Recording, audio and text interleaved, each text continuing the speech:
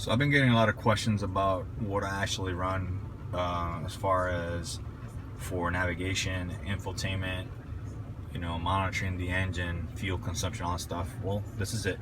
I run an iPad mini, as I have another one as a backup, and I use this, which is a Bad Elf Pro.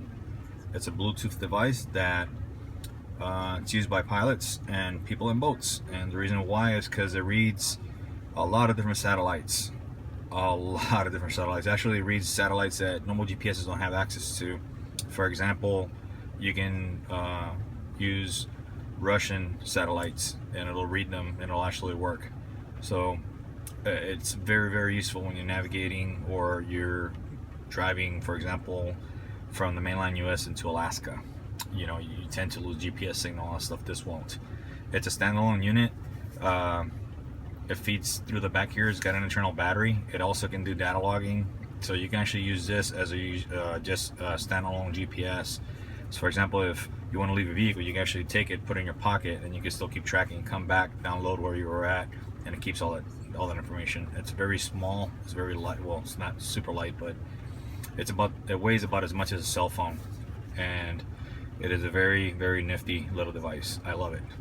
What this allows me to do is take an iPad mini Wi-Fi that normally doesn't work for navigation, and through the use of apps, you'll see it here link up and it'll do a handshake with the Bad Elf, and there it is.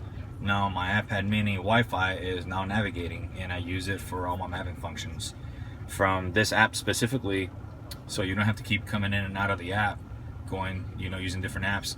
This one enables it to use like very popular features that you were normally trying to access while you're actually navigating. For example, lets you access your playlist from your iTunes. It also lets you bring in layers, maps. You can look for an address like a regular GPS. I mean, you can even use it for geocaching. It gets that sensitive. It's reading all the satellite data that's being transmitted by the Bad Elf. By the way, the Bad Elf can transmit and hook up with up to 5 devices. So I use it with my iPhone, I use it with my iPad mini, and with my laptop, my MacBook Pro, so that I simultaneously track, use datum features and data on all my mapping requirements for like my photos and videos. I can actually geolocate them.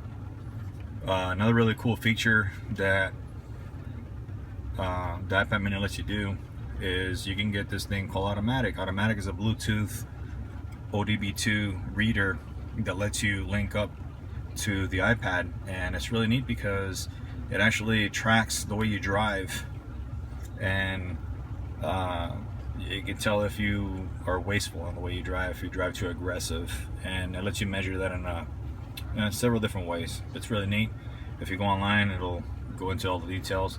Another real neat feature of having the Automatic, it's the Automatic 2 by the way, it links up through Bluetooth through an iPad Wi-Fi. It also lets you do this. Now this is pretty much a scan gauge. So I have a scan gauge function, and you see it right there. No wires, no cables, no nothing.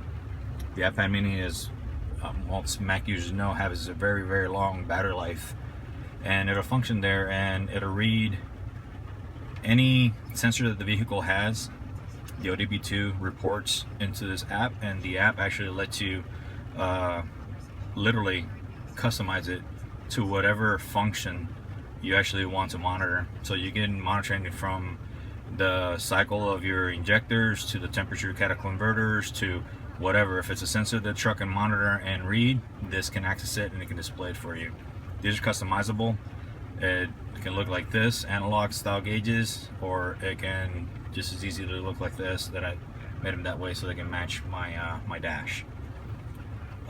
It does a bunch of other stuff. The iPad also lets you link up and communicate with other actually voice features, because the iPad Wi-Fi doesn't have the capability to use network data that normally would be on your cell phone.